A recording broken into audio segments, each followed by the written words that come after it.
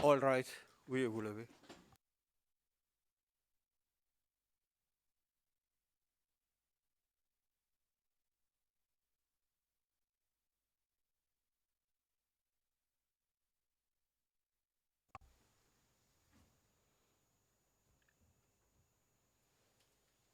Please be seated.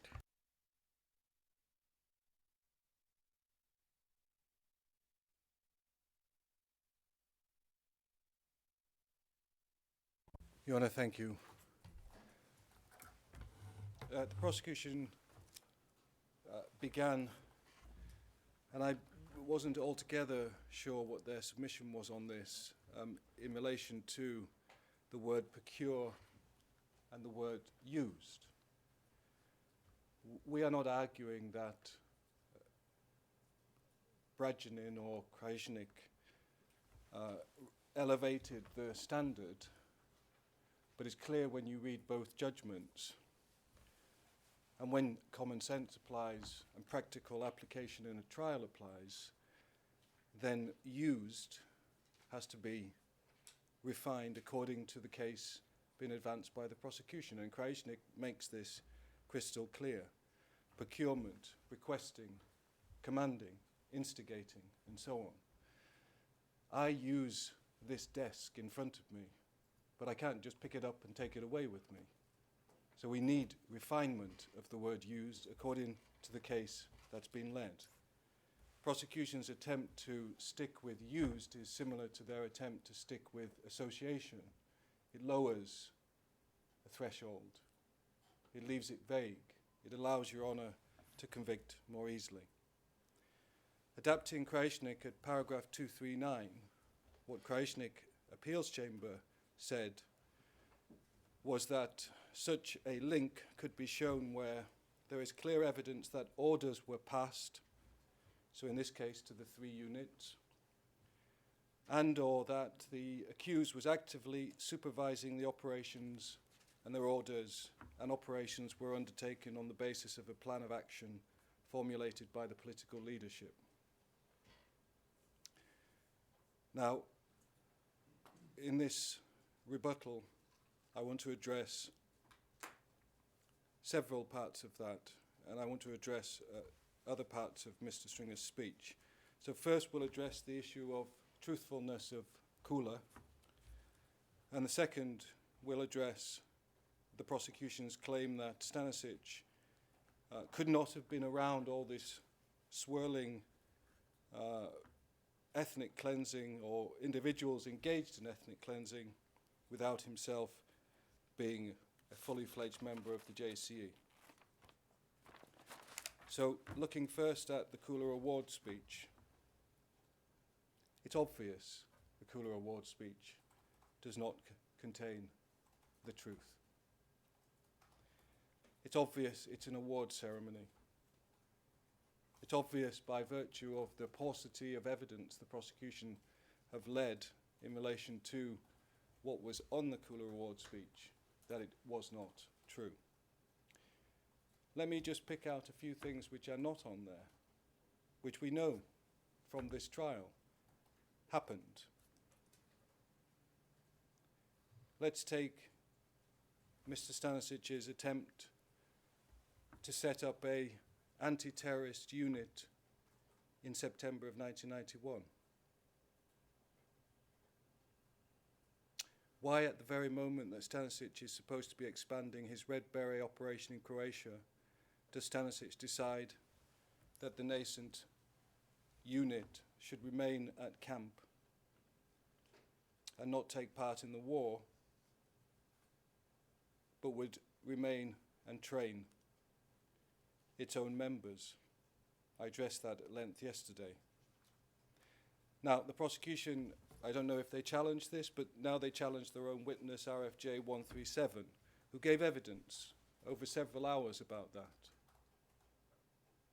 And I would suggest the evidence supports that. The men at Golubic were not under the command of Stanišic. The 28 who were selected around September. They arrived in Fruška Gora, Lezimir around that time. RFJ 137 says it, but the evidence supports that. But let's put 137 aside for a moment. Prosecution have forgotten to offer any view of the personnel file of self-confessed extreme nationalist. I'll miss out his name because we're in a public session, but 1D00061, page 18 to 20. As seen on slide 2, not to be shown to the public. Actually, before we get to slide 2, let's just quickly have a look at slide 1 and what RFJ 137 said about the purpose of the unit. Because if the Cooler Award speech is correct, this cannot be correct, i.e. that Stanišic was trying to set up a unit which was to have nothing to do with the war. You can see that on the screen. But let's move to the self-confessed extreme nationalist, as seen on slide 2. This is documentary evidence. There can be no implied suggestion that somehow the accused have tampered with this evidence. In a statement dated the 6th of March 1992, this individual stated that whilst he believed that by joining the nascent unit he was joining a pure Serbian army, he came to realize that he'd been deceived. At no time, quote, was he prepared in this unit or any other to go after the Serbs outside Serbia or after communist Serbs or monarchist Serbs. He left the unit. He left the nascent unit because it was not pursuing a common criminal purpose. That's obvious. That's not in the Cooler Award speech. Of course it's not, because the Cooler Award speech does not record the truth.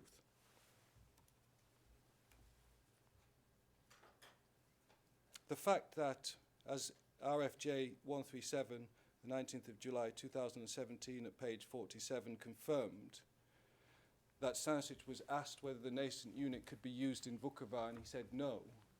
That was the battle of the day. That was everything that the JNA had placed their reputation on. And yet, the nascent unit, according to Stanišic, could not be used. So, is the Cooler Award speech really accurate? Does it really accurately sum up what was happening in September and October of 1991, just as the Croatian common criminal purpose was heating up? And why doesn't the Cooler Award ceremony speech in any way accord with the evidence of disbandment mentioned in Kersmanovic's 1994 report, which happened in 1992? According to the prosecution, the only relevance of that is that, and they've really edged around this also, is that the report notes that after the corridor operations, the unit was disbanded. We don't know what well, we can, I guess at what the prosecution say about that. They say just ignore it, but they haven't commented on what the legal impact is of disbandment. It's obvious, and I won't go into that, but it's not just the disbandment. It's more than that, as slide 3 shows. The prosecution, while relying upon Cooler, which by any stretch of the imagination cannot take Your Honour to where they want you to go, they ignore real evidence. And so Kersmanovic's report is largely ignored because it represents an investigation. We're not saying it's entirely accurate, but it represents an investigation where Red Beret members, ex-Red Beret members who were committing crimes were arrested, where there was a genuine inquiry to try to work out who the Red Beret unit was or had been, instigated by Stanišic.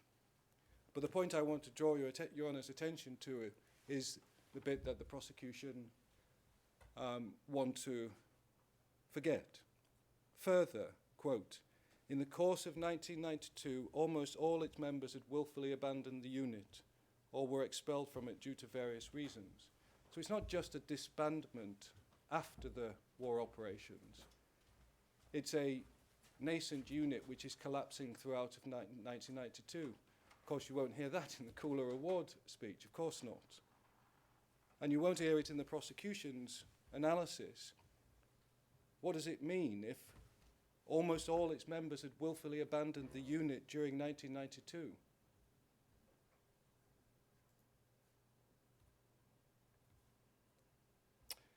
And of course, that is corroborated by Krsmanovic's evidence. On the 24th of September 2019, at page 20, many members of the nascent unit simply vanished from the area, while most of them found employment and shelter in Ilok. Bozovic and Ricky went off the radar. Ivanovic moved to Novi Sad. In June and July 1992, Bozovic informed 137 that he was not on very good terms with Jovica and Frankie, as he testified on the page 59, 19th of July 2017.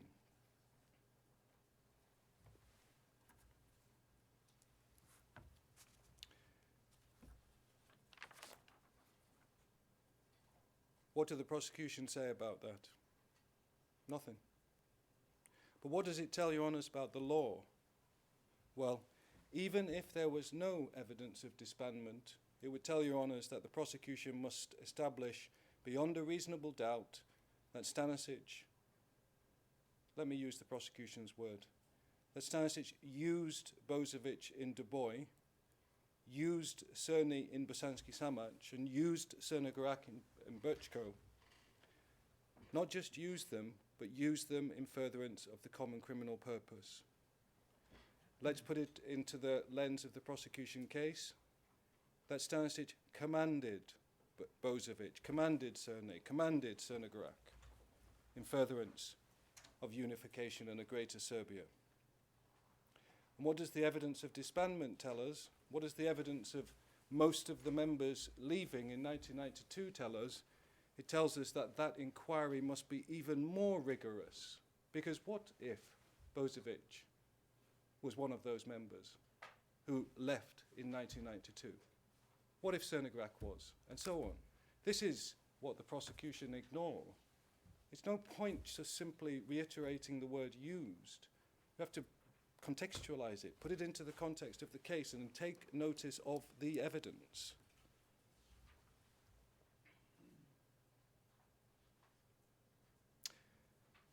And let's now turn to the question of the prosecution's swirling theory. I want to make several points about that.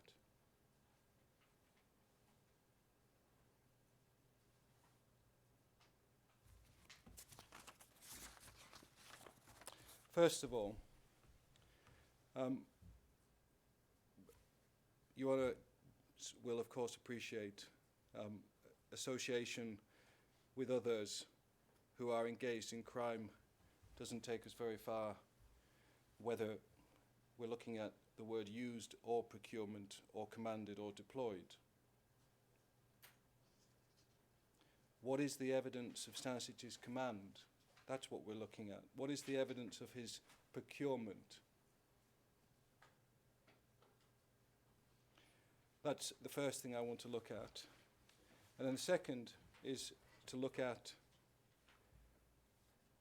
questions of why Stanišic didn't get dragged into this swirling mess, and what the evidence says about that.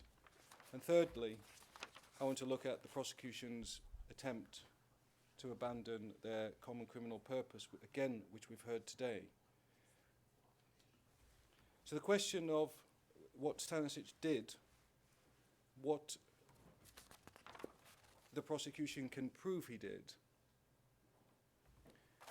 it's worthwhile focusing in again on the alleged grand plan, the grand plan to be perpetrated by the unit. Now,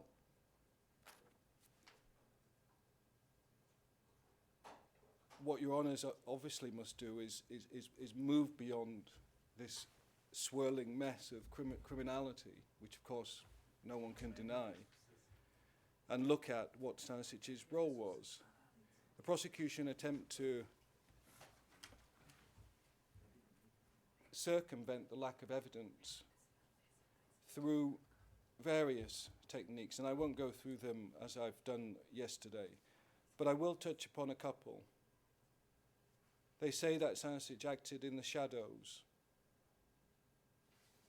So we're told at paragraph 11, the accused trained Serb forces in Croatia and Bosnia in an integrated network of covert training camps that they established and operated, and so on and so forth. Yet at the same time, paragraph 148, we're told that JATD members, unit members, continue to receive red berets and be called red berets or Frankie's men. Upon completing training, we're told at Mount Osran, at paragraph 289, they received, quote, camouflage uniforms and red berets with insignia stating JSN Special Purpose Unit and the unit's wolf patch. We're told at paragraph 667 the SDG wore NATO-style camouflage uniforms with red berets. So what the prosecution case really consists of, in large part, is lots of swirling criminality and then an attempt to explain why they cannot establish that Stanišic was procuring it through a claim that he was acting secretly. What I've just said about the red berets and the uniform and what the prosecution say clearly does not sit very easily with the suggestion of secrecy. There is also plenty of evidence in this case that unit members or alleged unit members were prone to boasting about their allegiance with others. Crnograk in Brčko said he was sent by Tepa and Frankie from the Serbian STB. Mijovic rang Sokolovic when he needed assistance at the border, so on and so forth.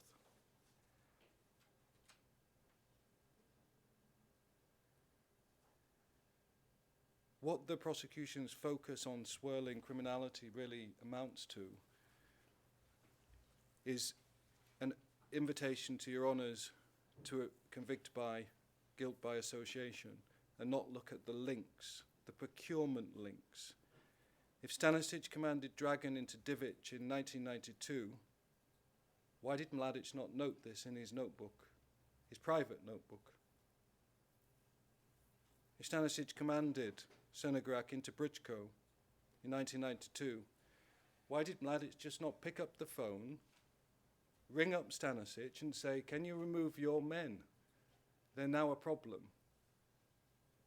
Rather than asking Davidovic and several other men to risk their lives to come into Bosnia to arrest them and eject them.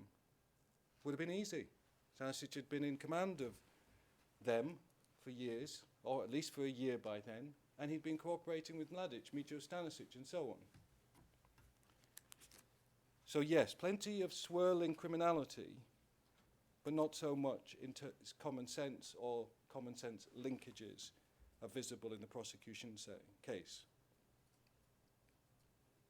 What do they say, the prosecution, about the implications of Bogdanovic sending unit members to Brčko in June 1992, as the prosecution themselves recognise in their final trial brief at paragraph 547, quote, Bogdanovic responded to the Brčko SDS officials' request for help to clean out the Muslims by sending more unit members to Brčko, led by Ivanovic. Swirling criminality, no Stanišic. Bogdanovic commanding the Red Berets. That's a concession by the prosecution, and I don't think they've actually thought through what that means in terms of whether the prosecution can establish that Stanišic was commanding those Red Berets.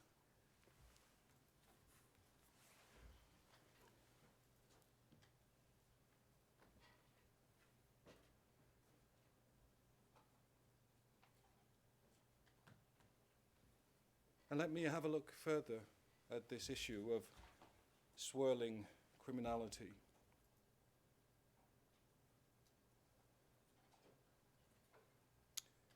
What do they say, the prosecution, about the Red Berets in Ilok in 1993 under the control of Vojen Susha and Milan Martic? What do they say about the Red Berets in July of 1993 in Skalani that Markovic believed was answerable to Hadzic?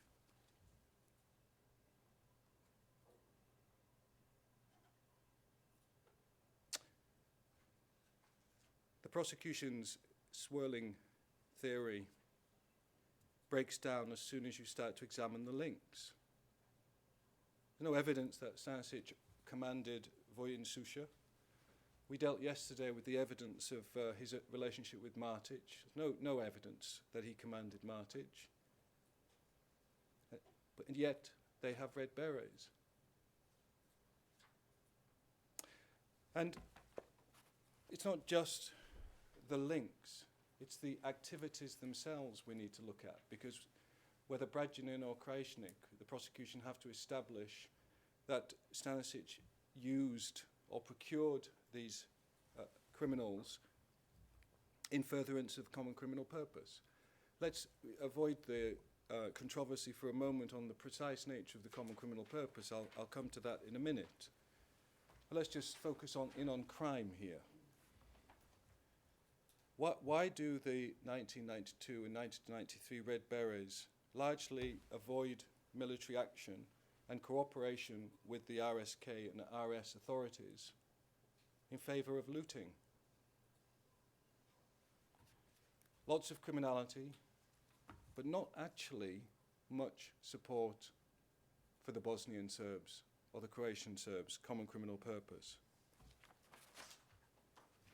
So, according to the prosecution, Stanišic procured these men effectively as small looting squads, because that's what they were doing. Let's have a look at Crnogorac, for example. RJS 12 testified that Crnogorac briefly went back to Novi Sad in Serbia after the disbandment of the nascent unit. As confirmed by OFS 07, RFJ 100 and RFJ 037, he arrived in Brčko in around July 1992, after the main military operations were completed. As seen on slide 4, Tunans couldn't establish that he was there before July 1992. I'm sure he tried. So, Crnogorac arrives, and what does he do? According to the evidence, he adopted some kind of police role, took over a local police station without authorization, and immediately resorted to personal enrichment crime. Your Honours will see that at 1D006, page 10, RFJ 035, 17th of April 2018, page 30. But the evidence is crystal clear, and we discuss it in our brief.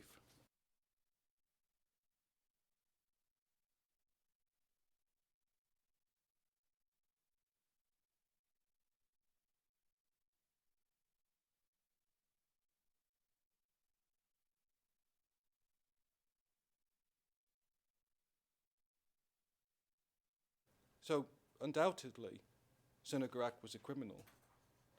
Undoubtedly, he was one of the swirling elements of criminality. But the prosecution have to do a bit more than that.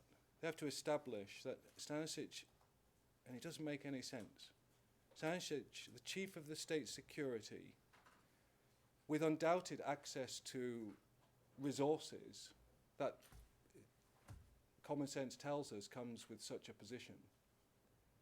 When I say resources, I mean finances. But what does he do? Does he steal from the state coffers? Does he rely upon his relationship with Curtis, who was the head of customs, to take some money from the Serbian state? No. What he does is he sets up Crnogorac, 15 people, 20 people, whatever, and sends them into Bosnia to steal fridges and TVs from unfortunate Muslim victims. This is why oh, sorry. Apologies. We're being told that the document on the screen is it's a confidential document under seal. It's a defense document, but just Apologies. thought we'd point it out. Sorry, my fault.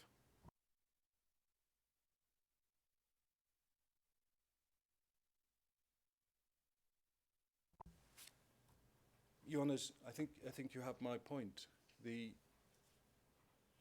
Brajinin and Krajnik test requires Stanišic to have used direct perpetrators in furtherance of the common criminal purpose.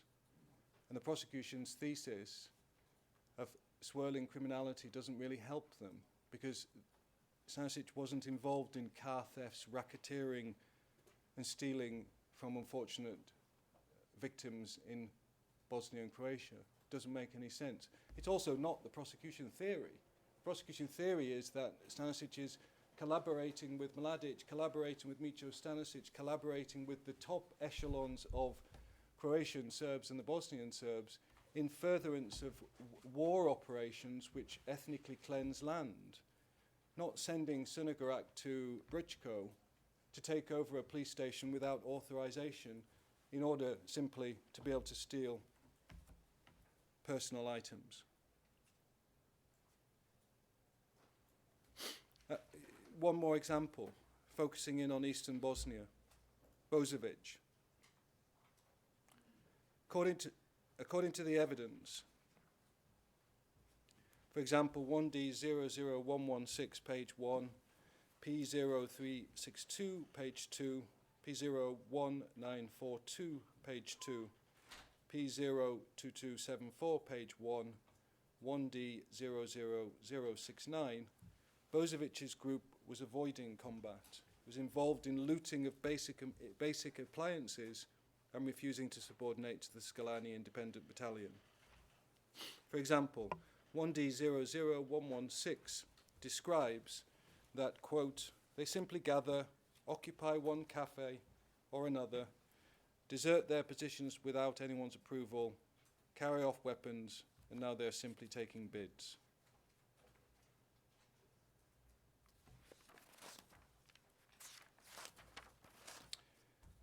So, swirling criminality will not take the prosecution very far unless it actually makes sense. It doesn't make sense that Stanišic can be both the right-hand man of Milosevic and yet messing around with dirty paramilitaries who are stealing and hanging around in cafes causing trouble. That's a long way away from the grand plan expressly pled by the prosecution. Let's turn now to the question of the common criminal purpose.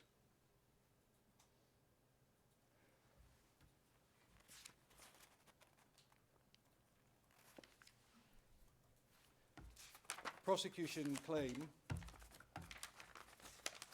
this morning, just give me a moment please.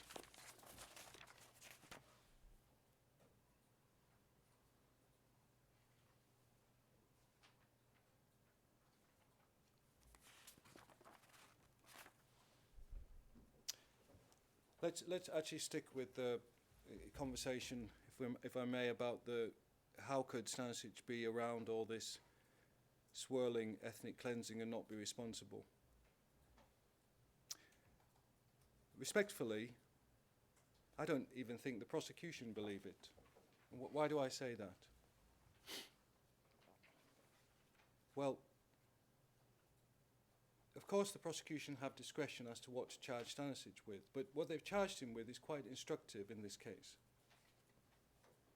Despite the fact that Stanišic was one of the alleged driving forces behind both the Bosnian and Croatian common criminal purposes, designing, coordinating, communicating and implementing, strangely, he's not charged with even close to the entirety of the common criminal purposes that has been alleged against Martic, Hadzic, Karadzic and Mladic. So therein, immediately, lies the answer to Mr. Stringer's question. If Stanišic contributed to virtually every aspect of the common criminal purpose at all times and in all places, as alleged on the 12th of April, page 10, and if it's impossible to be around that swirling criminality without being responsible, then why do the prosecution allegations not encompass some of the principal aspects of their JCEs? So Stanišic is not charged with operations in Western Slavonia or Zagreb. He's not charged with the Ovčara farm massacre, not charged with events in Laslovo or Urstinovo, or detention facilities in Begelci and Stanišic that Hadzic was charged with. The comparison is even more stark in the case of Mladic and Karadzic. Stanišic is not charged with Srebrenica, other than the Trnovo killings by the Scorpions. He's not charged with the siege of Sarajevo. So the prosecution's question answers itself. It is possible to be around swirling criminality. According to the logic of the prosecution case, it's even possible to be one of the chief architects of the common criminal purpose, one of the chief managers of the common criminal purpose, one of the chief implementers of the common criminal purpose, and yet not be responsible for huge crime bases.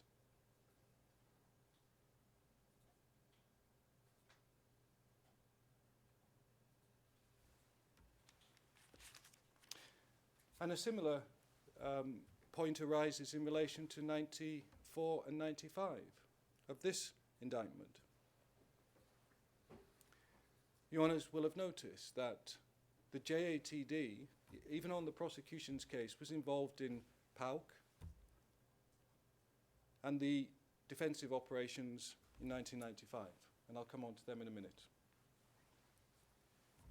So it is possible for Stanišic to have been operating without getting dragged into many of the Bosnian Serbs' activities in 94-95. And PAUK was clearly, in our submission, nothing to do with the JCE.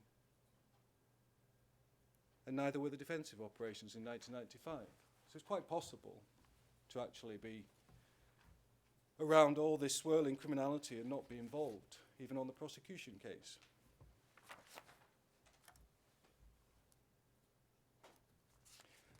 And one of the ways it's possible not to be involved, and this is what the prosecution must disprove, of course, is that you're involved in other things. You know, this theory which prosecutors in international criminal law develop, which is if you were there, you must be guilty. If you left or you died, you're not. Long since debunked.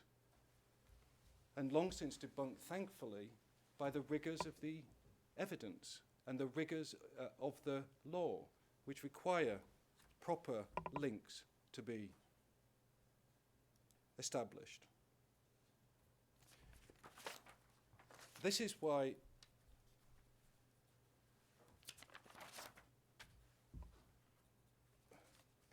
sorry, let me go back a bit. Stanišic ran a civilian institution. That's one of the reasons why you can be around military activity and not be responsible. That's why, when Your Honours examine the evidence, I would say in the cold light of day, you'll see that he pretty much disappears from Croatia, as I mentioned yesterday, in August of 1991. And he pretty much disappears in Bosnia, I would suggest, prior to March 1992. When you run a civilian institution, which is the state security system, you don't need that state security service to be prosecuting a war, obviously. You have the JNA, you have the VRS, and so on. Now, of course, a civilian institution can be dragged into a war, naturally. And that happened at PAUK, and it happened in the defensive operations in 1995. And there's a good reason for that, because they were not, in fact, anything to do with crimes. And secondly, there were specific circumstances there where the VJ could not be involved. Not so prior to these dates.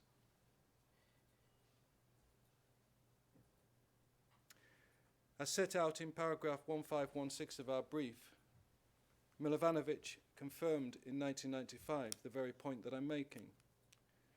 When Stanišic attempted to cajole Milovanovic to take command over the PAUK and be under Stanišic, Milovanovic's answer was instructive. He stated, quote, "Jovica, I will not carry out orders from you. You are a policeman, not a soldier."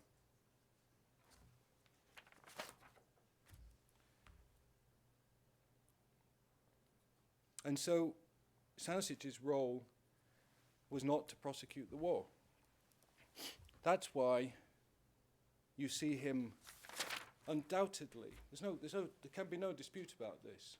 You might doubt his motives later on, but there's no doubt that from around September of 1991, he was trying to cajole Babic to sign the Vance Plan.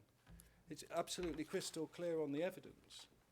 As recorded in P02771, an intercept dated the 8th of August 1991, Stanišic called Karadzic and told him that he'd been fighting battles with Babic for about 2 days.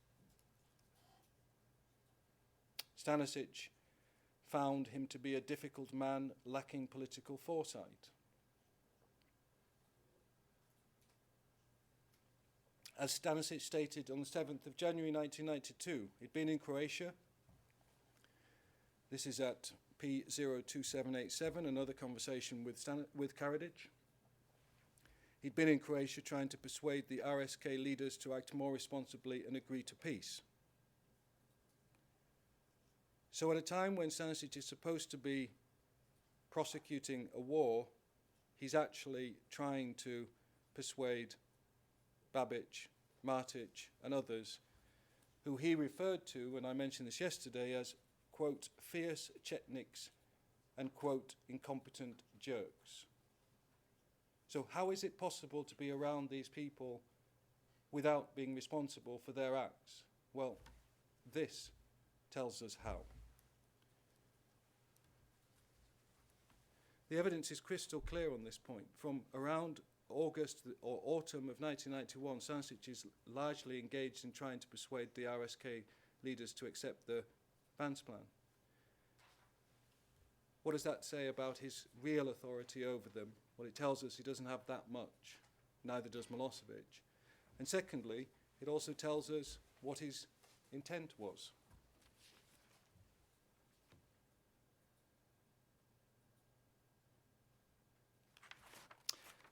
Another thing which tells us what his intent was, the evidence of his interaction with CIA.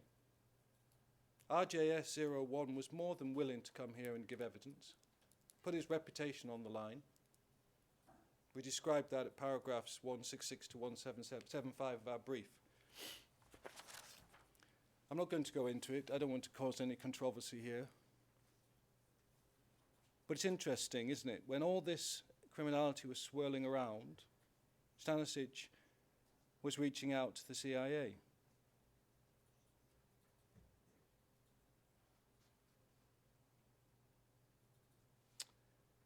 He was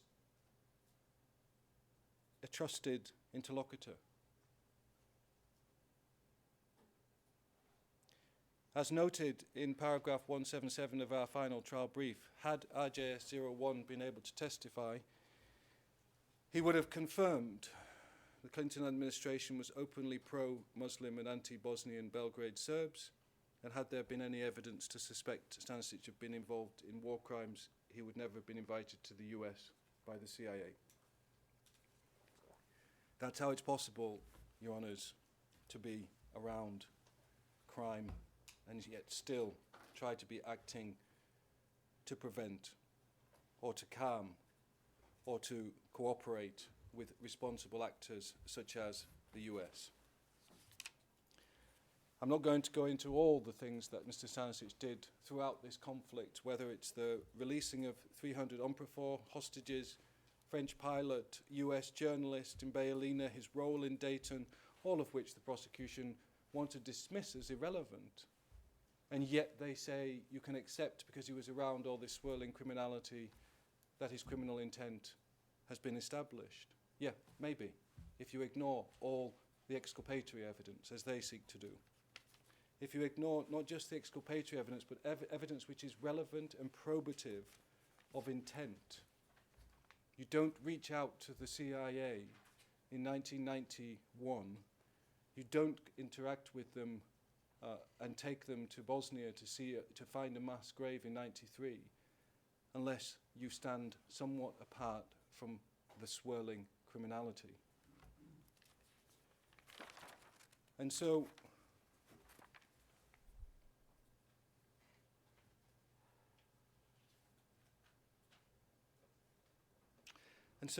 let's focus in on the prosecution's common criminal purpose and the intent that they now say is the relevant intent.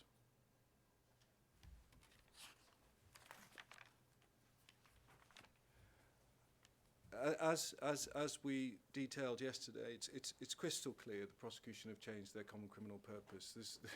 There's no doubt about that. The only way they suggest otherwise is to ignore what they said in the prosecution opening. Jurisprudence is clear. Notice is given through indictments, pre-trial briefs, prosecution openings. No doubt about it. And so,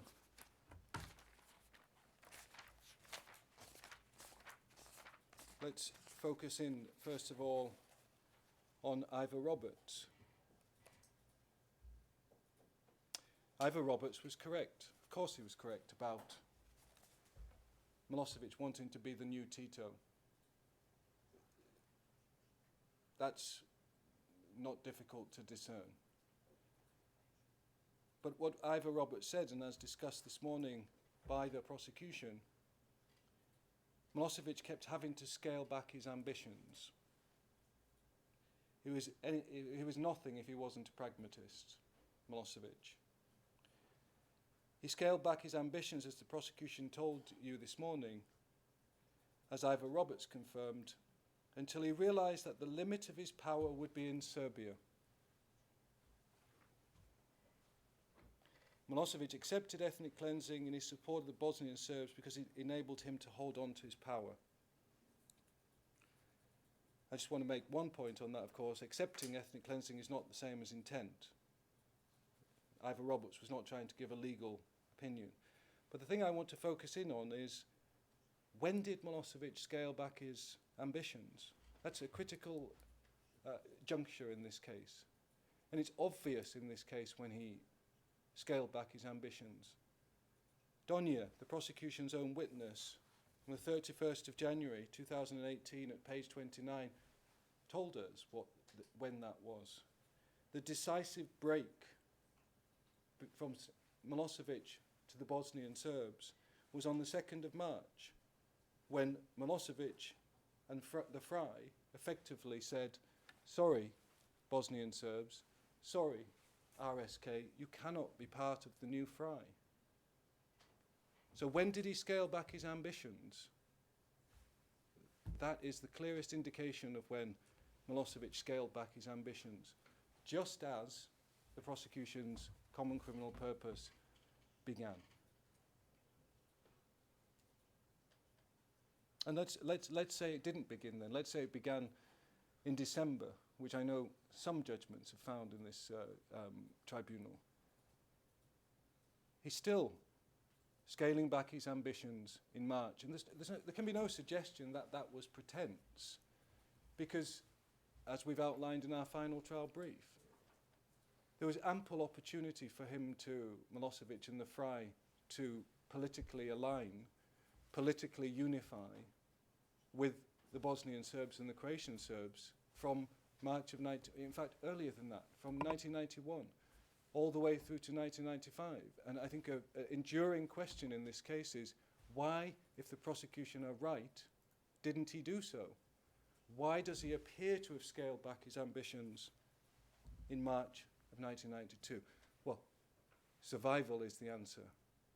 Milosevic knew, as we've outlined in our final trial brief, that the international community would not accept that the new FRY, would include the Bosnian Serbs, because that would have set off the fires in Bosnia even quicker. Because at that point, the Bosnian Serbs and the Muslims and the Croats in Bosnia, which were attempting, on some level at least, to negotiate a peace agreement, and the international community demanded that those efforts continued. Milosevic knew he could not get away with including the Bosnian Serbs or the RSK into his new FRY. That's when he scaled back his ambitions. Did he accept ethnic cleansing from then on? Well, that's a tricky question, but it's crystal clear at some point he probably did. But what does that actually mean, accepting in a criminal trial? By supplying arms to the Bosnian Serbs, who were, of course, engaged in ethnic cleansing, then you could argue he accepted it. But you could also argue, as we've argued in our final trial brief, that he accepted that if he didn't supply them with arms, they would collapse, as they did in 1995 with a humanitarian crisis, the biggest humanitarian crisis in Europe since World War II. So accepting ethnic cleansing is not the same as intent. Accepting ethnic cleansing doesn't deal with the aspects of this case that the prosecution refused to deal with, as to what else was he accepting? What was his actual intent when you weigh into the mix or everything that was going on? Now,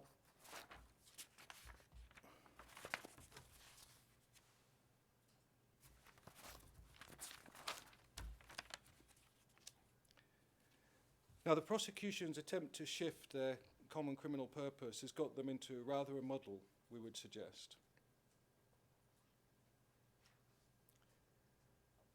Their first common criminal purpose was an intent to unify, which the prosecution said was, quote, a vision that could not be achieved without excluding non-Serbs from those areas.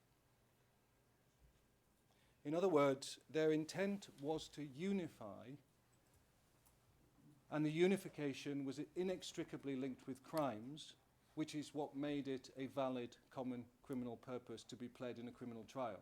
The jurisprudence on that is crystal clear in this, the ICTY.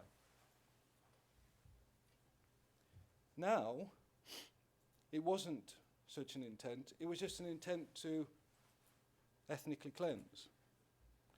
We're not actually sure why Milosevic would want to do that. He didn't want to do it in Serbia. In fact, he wanted the opposite in Serbia. He wanted to keep the country together, the Sanjak, the Muslims in the Sanjak, the Vojvodina, Hungarians. But somehow now what we're told is that Milosevic intended ethnic cleansing in Bosnia and Croatia, but we don't actually know why.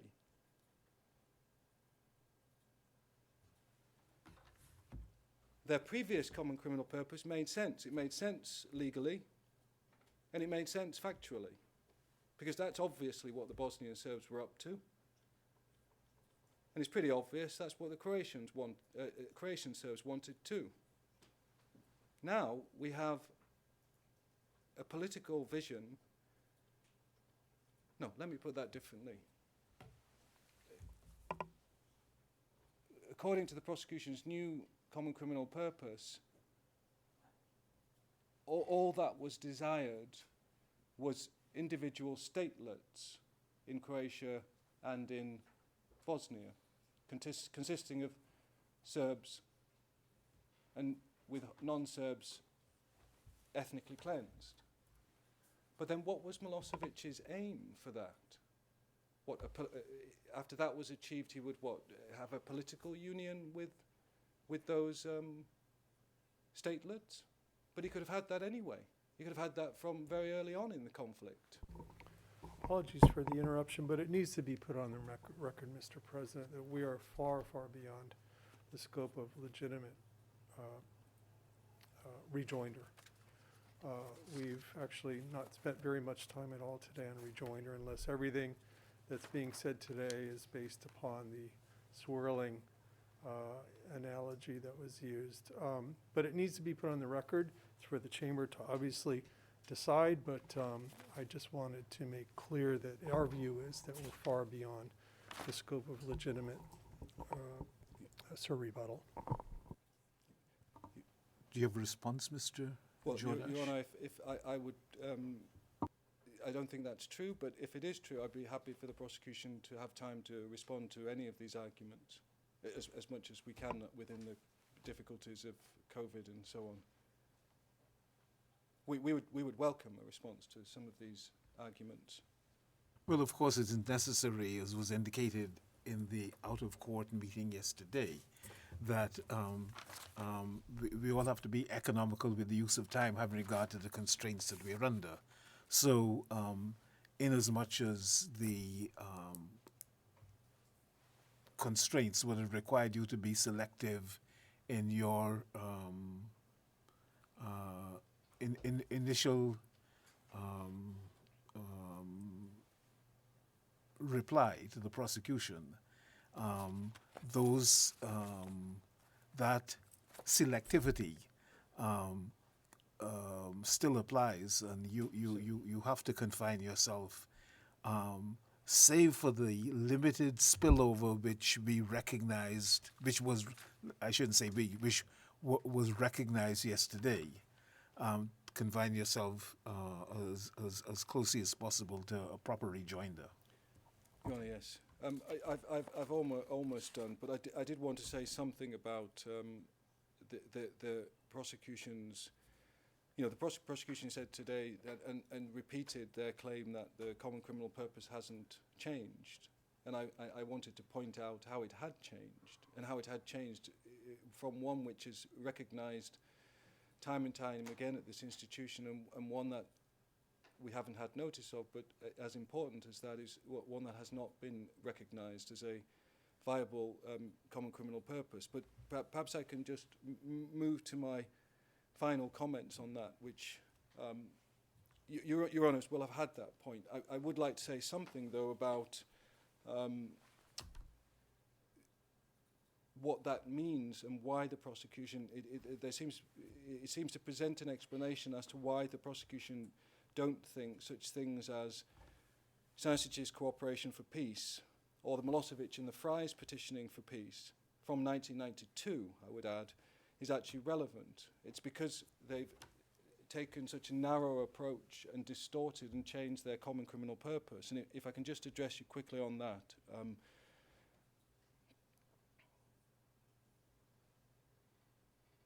They claimed at page 110 on Monday that Milosevic only wanted to end the war immediately after Operation Storm because of the risk to his political tenure. 10 days after Operation Storm, they say, Milosevic and the Fry Supreme Defence Council agreed on a new strategic goal, now to avoid getting dragged into the war. Put simply, Milosevic's strategic goal was to shut this conflict down as swiftly as possible. Closed quotes. Prosecution therefore conceded the collapse of the Croatian and Bosnian Serb administrations, the threat of conflict in SPWS, the burden of sanctions, and the humanitarian crisis that threatened to engulf the Fry, that motivated Milosevic's searching for peace, but at the same time they want to claim it has no relevance to their criminal purpose. In some ways, we are closer than we've ever been on this issue, because if you want to look at the evidence, you'll see that Milosevic and the Fry were petitioning for peace from 1992 for exactly those reasons. In fact, I would take it even further back than that. In Croatia, from 1991. From 1991 onwards, thousands tens of thousands of extremists and refugees flooded into the Fry. Not just after Operation Storm, as the prosecution allege. The Fry's concerns, Milosevic's concerns, were always about his power. They were always about the Fry's security. They were always about him.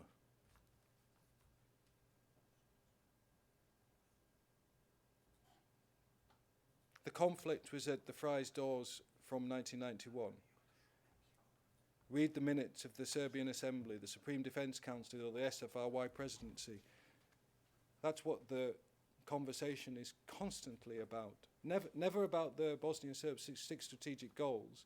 Never about the prosecution's latest common criminal purpose. Let's create statelets with ethnic homogeneity. Even in private conversations where there was no prospect that they would be made public, they don't discuss these things. They discuss the strategic goal that the prosecution has now recognized was at least existing in 1995. It existed much earlier. And you'll see that, for example, at paragraph 614 and 869 of our final trial brief. It motivated Milosevic bringing in the UN for the Vance Plan. It motivated his shift from the Bosnian Serbs and their rejection from the Fry. It motivated everything for him.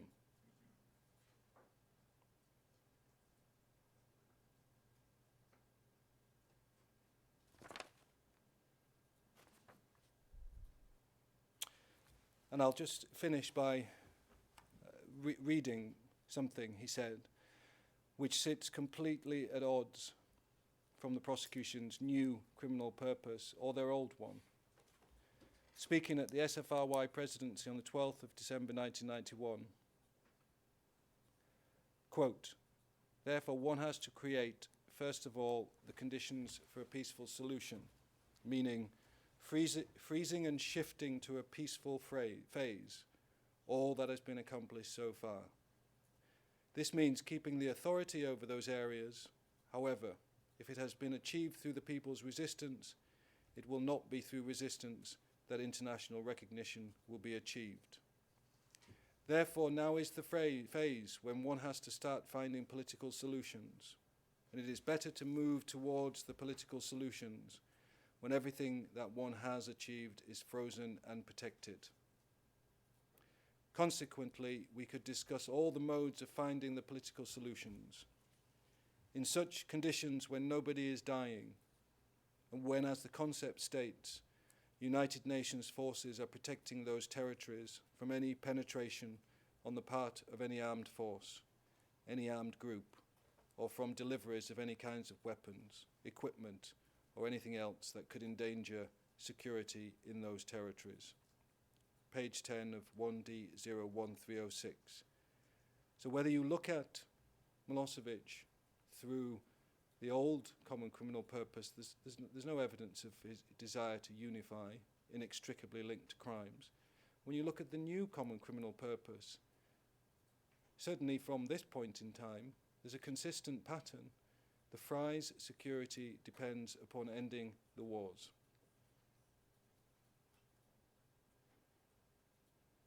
A far more sensible view, whether the first or second of the prosecution's common criminal purpose, is that by pursuing peace, albeit in a shambolic and sometimes and often, I would say, thoughtless or insensitive or even brutal way, Milosevic's calculation was to end the war, not achieve either unification and not even achieve statelets without ethnic diversity. He was motivated by a desire to save his own skin, irrelevant to the question of intent.